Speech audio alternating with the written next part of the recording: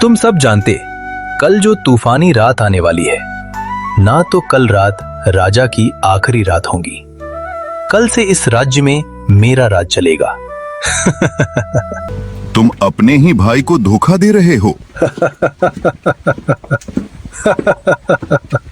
अब ये राज्य मेरा है और कोई इसे रोक नहीं सकता।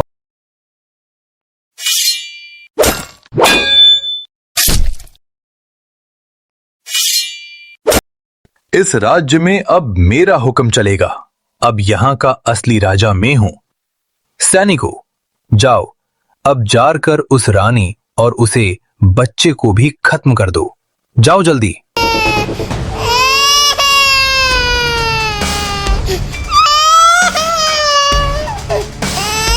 नदी के किनारे पहुंचकर उन्होंने अपने बच्चे को टोकरी में रखा और धीरे से उसे पानी में बहा दिया।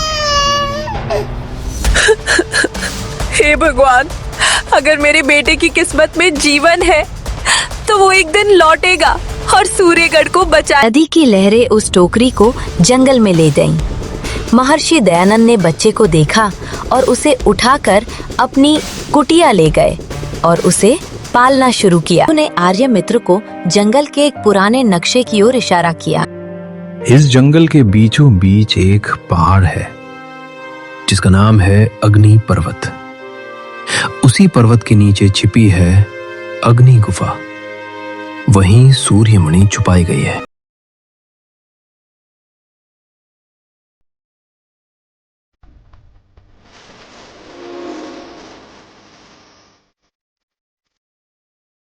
पहाड़ों और नदियों के बीच स्थित एक विशाल राज्य था, सूर्यगढ़।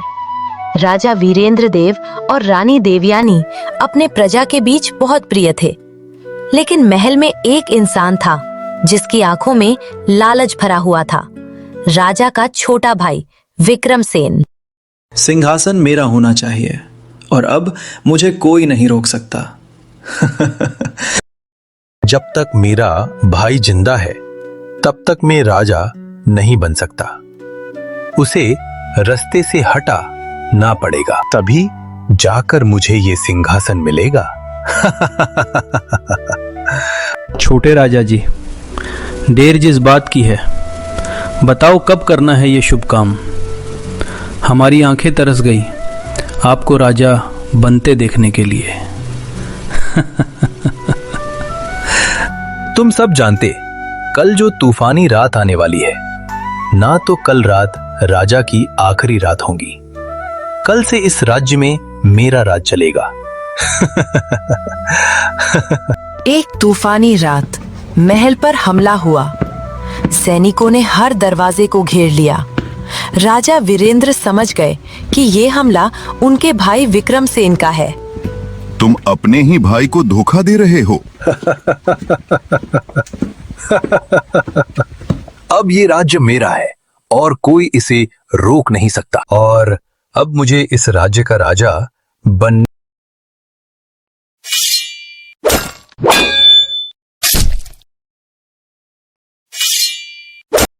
इस राज्य में अब मेरा हुक्म चलेगा।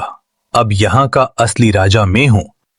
सैनिकों, जाओ अब जाकर उस रानी और उसे बच्चे को भी खत्म कर दो। जाओ जल्दी, जाओ। महल में आग फैल गई। रानी देवयानी अपने छोटे बेटे को लेकर भाग रही थी। सैनिक उनका पीछा कर रहे थे।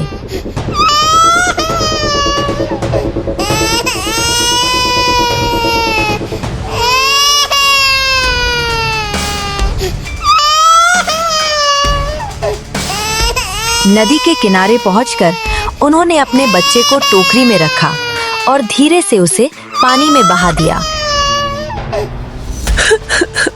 हे भगवान, अगर मेरे बेटे की किस्मत में जीवन है तो वो एक दिन लौटेगा और सूर्यगढ़ को बचाएगा। सैनिक रानी को पकड़ने में सफल हो गए। विक्रमसेन ने उसे किले में कैद कर दिया। तुम्हारा बेटा अब इस दुनिया में नहीं है और तुम हमेशा मेरी कैद में रहोगी। मैं कभी हार नहीं मानूंगी। मेरा बेटा एक दिन लौटेगा। नदी की लहरें उस टोकरी को जंगल में ले गईं। महर्षि दयानंद ने बच्चे को देखा और उसे उठाकर अपनी कुटिया ले गए और उसे पालना शुरू किया। सालों बीत गए।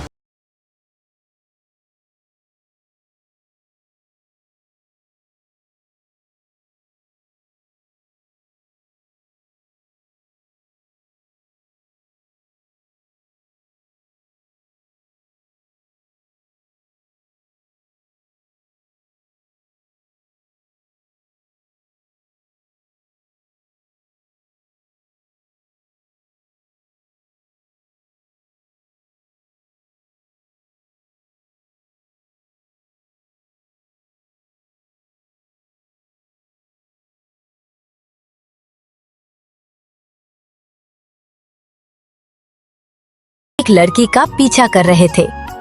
आर्यमित्र उन डाकुओं का पीछा करते करते उनके पास चला जाता है। रुक जाओ, अगर अपनी जान प्यारी है तो अभी इसी वक्त इस लड़की से दूर हट जाओ। तुम शायद मुझे नहीं जानते, लेकिन इस जंगल का हर रास्ता, हर पेड़ और हर छाया मेरी साथी है। अगर तुमने एक कदम भी आगे बढ़ाया तो ये जंगल ही तुम्हारा आखिरी ठिकाना बन जाएगा। उन डाकुओं से उसे बचा लेता है। लड़की का नाम था मायरा। डरने की जरूरत नहीं, अब तुम सुरक्षित हो। मेरा नाम आर्यमित्र है। मैं इसी जंगल के पास रहता हूँ। बचपन से ही जंगल मेरा घर बन गया है। मुझे अपने अतीत के बारे में बहुत कम पता है, लेकिन इतना ज़रूर जानता हूँ कि किसी की मदद करना ही मेरा कर्तव्य है। आज अगर तुम समय पर नहीं आते तो शायद मेरी जान ही चली जाती। तुम्हारा बहुत बहुत धन्यवाद आर्यमित्र। मेरा नाम मायरा है। मैं पास के गांव से हूँ। मैं जड़ी बूटियाँ ढूंढने के लिए इस जंगल में आई थी, लेकिन मुझे अंदाजा नहीं था कि यहाँ इतना खतरा भी हो सकता है। धन्यवाद की कोई ज़रूरत नहीं। किसी की मदद करना मेरा फर्ज है। मैं इसी जंगल में रहता हूँ। बचपन से यही मेरा घर है। जंगल में? लेकिन तुम यहाँ अकेले कैसे रहते हो? तुम्हारा परिवार कहाँ है? सच कहूँ तो मुझे अपने परिवार के बारे में कुछ भी याद नहीं। जब से होश संभाला है मैंने खुद को इसी जंगल में पाया है। बस यही पेड़ पौधे और ये जंगल ही मेरे साथी हैं। मायरा उसकी बातें सुनकर हैरान थी। उसकी आंखों में एक अजीब सा रहस्य था, जैसे उसकी कहानी अभी पूरी तरह सामने आनी बाकी हो। धीरे धीरे उनकी दोस्ती बढ़ी और फिर प्यार में बदल गई। मायरा उसकी सादगी और साहस देखकर मन ही मन उससे जुड़ने लगी। उसे खुद भी समझ नहीं आ रहा था कि ये एहसास क्या है। तभी मायरा को आर्यमित्र के गले में राजकुमार वाला निशान, चांद का लॉकेट दिखाई देता है। ये लॉकेट? ये तो हमारे राज्य के राजकुमार का निशान है। राजकुमार? नहीं, मुझे तो अपने अतीत के बारे में कुछ भी नहीं पता। आर्यमित्र, क्या तुम्हें सच में नहीं पता ये लॉकेट कहाँ से आया? नहीं, जब से होश संभाला है ये मेरे पास ही है। लेकिन तुम इसे देखकर इतनी हैरान क्यों हो? मायरा की सांसें तेज हो गईं। वो उस निशान को अच्छी तरह पहचानती थी। इस लॉकेट पर जो चांद का निशान बना है वो हमारे राज्य के राजघराने का चिन्ह है। कई साल पहले हमारे राज्य में बहुत बड़ा धोखा हुआ था। कैसा धोखा? राजा के छोटे भाई ने ही लालच में आकर अपने ही बड़े भाई को धोखे से मरवा दिया था और खुद राजा बन बैठा। वो राजा और उसके छोटे बेटे को भी मारना चाहता था ताकि राजगद्दी पर कोई हक ना जता सके। लेकिन रानी किसी तरह महल से भाग निकली। फिर क्या हुआ? रानी ने अपने छोटे बेटे की जान बचाने के लिए उसे एक टोकरी में रखकर नदी में बहा दिया ताकि कोई उसे पहचान ना सके और वो जिंदा रह सके। और उस क्रूर राजा ने रानी को पकड़कर महल के कैद खाने में डाल दिया। कहते हैं कि वो आज तक वही कैद है। जंगल की ठंडी हवा अचानक और भारी लगने लगी, क्योंकि अब एक ऐसा सच सामने आने वाला था जो पूरे राज्य की किस्मत बदल सकता था। आर्यमित्र के गले में वही चांद वाला लॉकेट चमक रहा था, वही निशान जो उस खोए हुए राजकुमार के पास था। मायरा, जब मैं बहुत छोटा था तब मुझे इस जंगल के एक साधु ने पाया था। उन्होंने ही मुझे पाला और बड़ा किया। वही मेरे लिए पिता जैसे हैं। तो इसका मतलब वही साधु तुम्हारे अतीत का सच जानते होंगे। हाँ, शायद वही मुझे बता सकते हैं कि मैं कौन हूँ और कहाँ से आया हूँ। तो हमें अभी उसी साधु के पास चलना चाहिए। हाँ, क्योंकि अब समय आ गया है कि मुझे अपने अतीत का सच पता चले। दोनों जंगल के सबसे पुराने और रहस्यमयी हिस्से की ओर बढ़ने लगे, लेकिन उन्हें नहीं पता था कि कोई दूर से उनकी हर बात सुन रहा था। वो था क्रूर राजा का जासूस, जिसने तुरंत ये खबर महल तक पहुंचाने का फैसला कर लिया। तो राजकुमार अभी तक जिंदा है।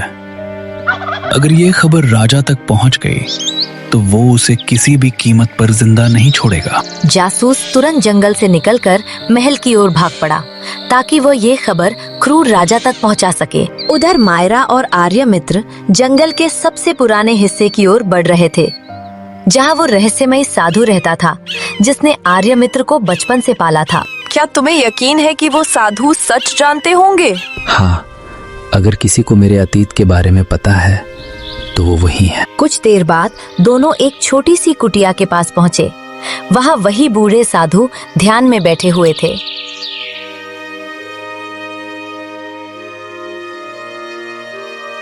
मुझे पता था एक दिन तुम यहाँ जरूर आओगे राजकुमार।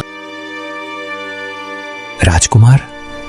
तो क्या मायरा जो कह रही थी वो सच है? साधु धीरे धीरे खड़े हुए और आर्यमित्र के गले में लटका लॉकेट देखकर मुस्कुराए। हाँ, तुम वही खोए हुए राजकुमार हो। मैंने ही तुम्हें सालों पहले नदी से निकालकर अपनी जान जोखिम में डालकर बचाया था। उधर राजा के जासूस ने महल पहुंचकर सारी खबर क्रूर राजा को बता दी। महाराज, वो राजकुमार जिंदा है और अभी जंगल में उस साधु के साथ है। ये सुनते ही राजा का चेहरा गुस्से से लाल हो गया। सैनिकों को भेजो, आज ही उस लड़के का अंत कर दो, वरना वह मेरी गद्दी छीन लेगा। साधु से सच्चाई जानने के बाद आर्यमित्र की आंखों में गुस्सा और दर्द दोनों थे। उसे अब पता चल चुका था कि उसकी माँ सालों से कैद खाने में कैद है। अगर मेरी माँ सच में कैद है तो मैं उसे हर हाल में आजाद कराऊंगा। राजकुमार, गुस्से में लिया गया फैसला हमेशा सही नहीं होता।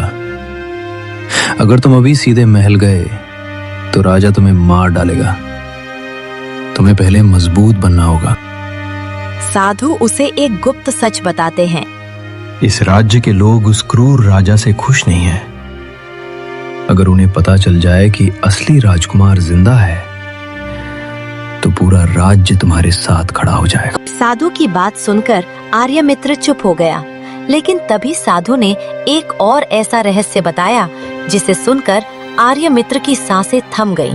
राजकुमार, तुम्हारी माँ ही इस राज्य की असली रानी नहीं है, बल्कि वही इस राज्य की सबसे बड़ी ताकत भी है। मैं समझा नहीं, आप क्या कहना चाहते हैं? तुम्हारी माँ के पास एक प्राचीन रहस्य है, सूर्य मणि का रहस्य। वही मणि जो इस राज्य को शक्ति देती है। इसी वजह से उस क्रूर राजा ने उन्हें कैद कर रखा है। आर्यमित्र के मन में अचानक कई सवाल उठने लगे। तो इसका मतलब राजा मेरी माँ को इसलिए कैद किए हुए है क्योंकि उसे उस मणि की शक्ति चाहिए। हाँ राजकुमार, लेकिन राजा एक बात नहीं जानता। कौन सी बात? सूर्य मणि की असली शक्ति सिर्फ उसी को मिलती है जिसकी रगों में असली राजा का खून बहता हो। और इसका मतलब साफ था, अगर आर्यमित्र उस मणि को पा लेता तो कोई भी उसे हरा नहीं सकता था। लेकिन गुरुजी, वो सूर्य मणि कहाँ है और मैं उसे कैसे पा सकता हूँ? सूर्य मणि इस दुनिया में कहीं भी नहीं है। उसे एक गुप्त जगह पर छुपाया गया है। कौन सी जगह? राज्य के सबसे खतरनाक जंगल के अंदर, अग्नि गुफा में। वहां से आज तक कोई भी इंसान जिंदा वापस नहीं आया। साधु की बात सुनने के बाद आर्यमित्र के मन में अब सिर्फ एक ही लक्ष्य था, सूर्य मणि को पाना। वही मणि जो उसे इतना शक्तिशाली बना सकती थी कि वो अपनी माँ को कैद से आजाद करा सके। गुरुजी, चाहे रास्ता कितना भी खतरनाक क्यों न हो, मैं उस मणि को लेकर ही वापस आऊंगा। याद रखना राजकुमार, ये रास्ता सिर्फ ताकत का नहीं बल्कि साहस और सच्चाई का भी इम्तिहान है। साधु ने आर्य मित्र को जंगल के एक पुराने नक्शे की ओर इशारा किया। इस जंगल के बीचों बीच एक पहाड़ है जिसका नाम है अग्नि पर्वत। उसी पर्वत के नीचे छिपी है अग्नि गुफा। वहीं सूर्यमणि छुपाई गई है। अगली सुबह सूरज निकलते ही आर्य मित्र अपनी यात्रा पर निकल पड़ा। उसके हाथ में तलवार थी और दिल में अपनी माँ को आजाद कराने की आग।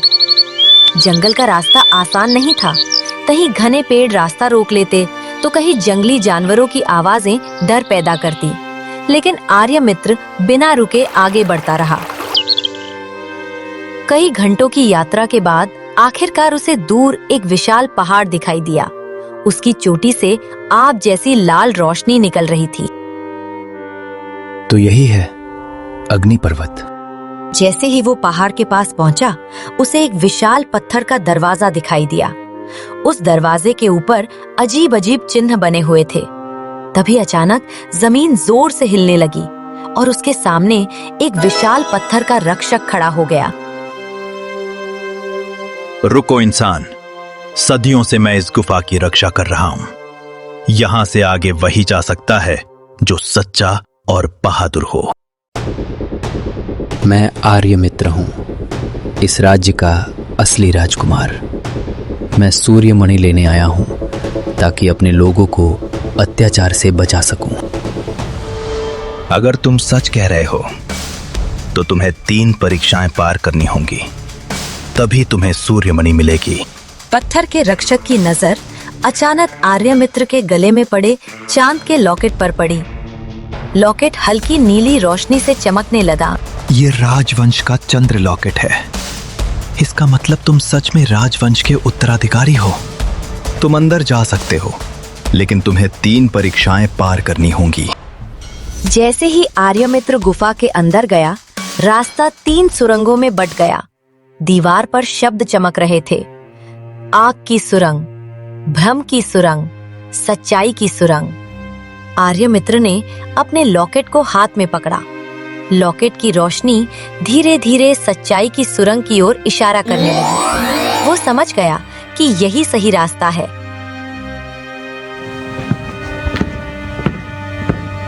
जैसे ही राजकुमार आगमनी सुरंग के अंतिम कक्ष में पहुंचा, अचानक पूरा कक्ष सुनहरी रोशनी से भर गया। पत्थर की दीवारों पर बने प्राचीन चिन्ह चमकने लगे। तभी एक रहस्यमयी रक्षक की आवाज गूंज उठी। राजकुमार, बताओ, दुनिया की सबसे बड़ी शक्ति क्या है? आगमनी। दुनिया की सबसे बड़ी शक्ति साहस और सच्चाई है। जिसके पास ये दोनों हों, उसे कोई हरा नहीं सकता। दूसरा सवाल बताओ, वो कौन सी चीज है जो इंसान को साधारण से महान बना देती है? वो है ज्ञान। ज्ञान ही इंसान को अंधकार से प्रकाश की ओर ले जाता है। दुनिया की सबसे बड़ी शक्ति साहस और सच्चाई है। जिसके पास ये दोनों हों, उसे कोई हरा नहीं सकता। अब आखिरी सवाल, सच्चा राजा किसे कहा जाता है? सच्चा राजा वो होता है जो अपनी प्रजा की रक्षा के लिए अपना जीवन भी दांव पर लगा दे। सूर्यमणि हाथ में आते ही आर्यमित्र को महसूस हुआ कि उसके अंदर एक अद्भुत शक्ति जाग गई है। अब समय आ गया है उस क्रूर राजा को उसके पापों की सजा देने का। आर्यमित्र बिना देर किए सीधे महल की ओर बढ़ने लगा। उसके कदमों के साथ जमीन भी जैसे कांप रही थी। जब वो महल के सामने पहुंचा, तो पहरेदारों ने उसे रोकने की कोशिश की। रुको, तुम महल के अंदर नहीं जा सकते। लेकिन आर्यमित्र ने अपने हाथ में पकड़ी सूर्यमणि को ऊपर उठाया। मणि अचानक तेज रोशनी से चमकने लगी। एक शक्तिशाली ऊर्जा की लहर निकली और सैनिक पीछे गिर गए। मैं आर्यमित्र हूँ, इस राज्य का असली राजकुमार। आज इस अत्याचार का अंत होगा। महल के अंदर अफरा तफरी मच गई। सैनिक तलवारें लेकर दौड़ने लगे, लेकिन आर्यमित्र बिजली की तरह उनसे लड़ता हुआ सीधे कैद खाने की ओर बढ़ गया, क्योंकि उसे पता था कि कि सबसे पहले उसे अपनी माँ को आजाद कराना है। कैद खाने की जंजीरें टूट चुकी थीं। आर्यमित्र ने अपनी माँ को आजाद करा दिया था। वर्षों बाद माँ और बेटे की मुलाकात हुई। आर्यमित्र, मुझे पता था तुम एक दिन जरूर आओगे। अब कोई आपको कैद नहीं रख सकता माँ।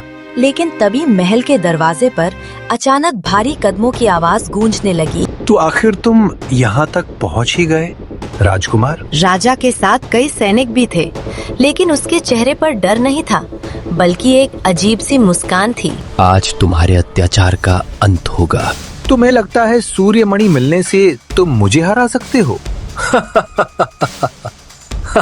इतना कहकर राजा ने अपना हाथ उठाया और अचानक उसके शरीर के चारों तरफ काली ऊर्जा घूमने लगी।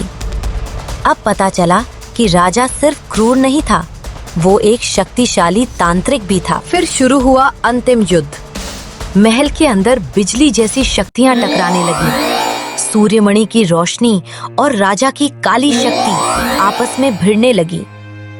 आखिरकार आर्यमित्र ने सूर्यमणि की पूरी शक्ति का इस्तेमाल किया। एक तेज रोशनी पूरे महल में फैल गई और उसी रोशनी में राजा की काली शक्ति टूट गई। राजा जमीन पर गिर पड़ा।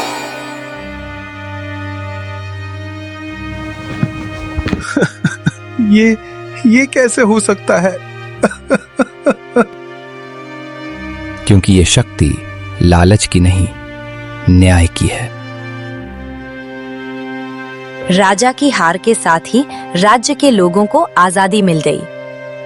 आर्यमित्र ने अपनी माँ को सिंहासन पर बैठाया और पूरा राज्य खुशी से झूम उठा।